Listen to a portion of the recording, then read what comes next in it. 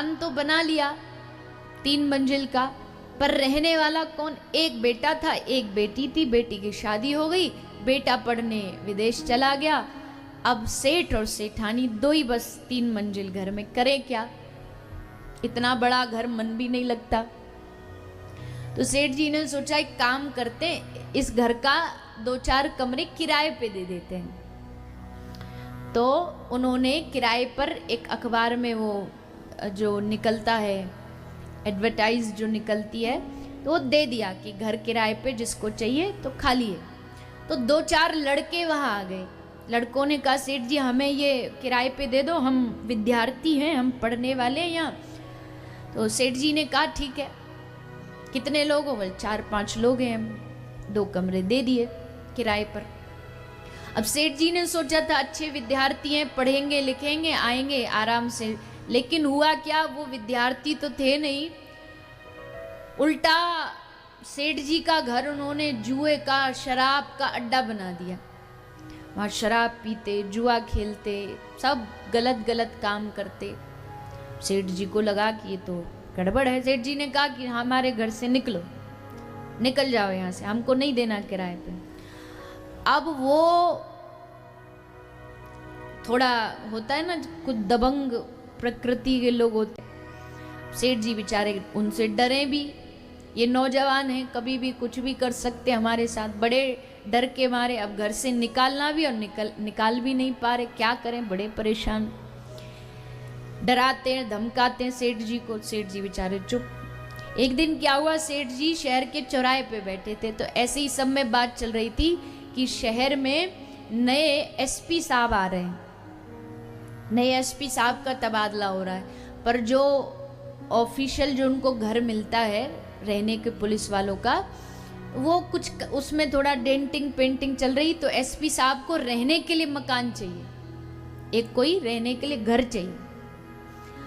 अब जैसे सेठ जी ने ये सुना तो सेठ जी तो तुरंत बोले हमारा घर है ना खाली। बोले कितना किराया लोगे? बोले फ्री, 1 रुपया नहीं लेंगे, बस एसपी साहब आ जाए हमारे घर में, हमें और कुछ नहीं चाहिए, बस वो आ जाए, हमारा घर बस उन गुंडों से छूट जाए। वो एसपी साहब के डर से थोड़ी रुकेंगे वहाँ पे। बोले पैसा नहीं लोगे? बिल्कुल नहीं, 1 रुपया नहीं, बस आ जाए वो।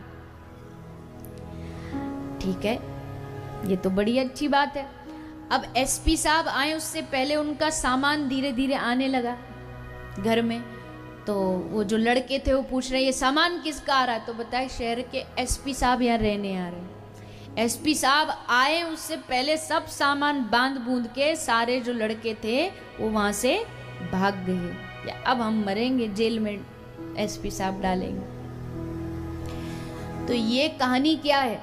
अब इस कहानी का मतलब समझो। मकान क्या है? ये मनुष्य रूपी जो शरीर है हमारा, ये मकान है, ये हमारा घर है। ये घर किस लिए बनाया था? कि इसमें भगवान आके रहे, अच्छाइयाँ आके रहे। लेकिन हुआ क्या? हृदय भुवन प्रभु तोरा, जहां आए बसे बहु चोरा। ये हृदय, ये मेरा जो मकान था, ये आपका घर था, पर हुआ क्या, इसमें बड़े सारे चोर आके रहने लगे। कौन से चोर? काम, क्रोध, लोभ, मोह, लालच, गुस्सा, ये सारे जो अवगुण हैं, इन्होंने अपना घर हमारे हृदय में बना लिया। ये हृदय बना इसलिए था कि इसमें भगवान आके रहेंगे, पर इसमें कब्जा कर लिया इन बुराइयों ने।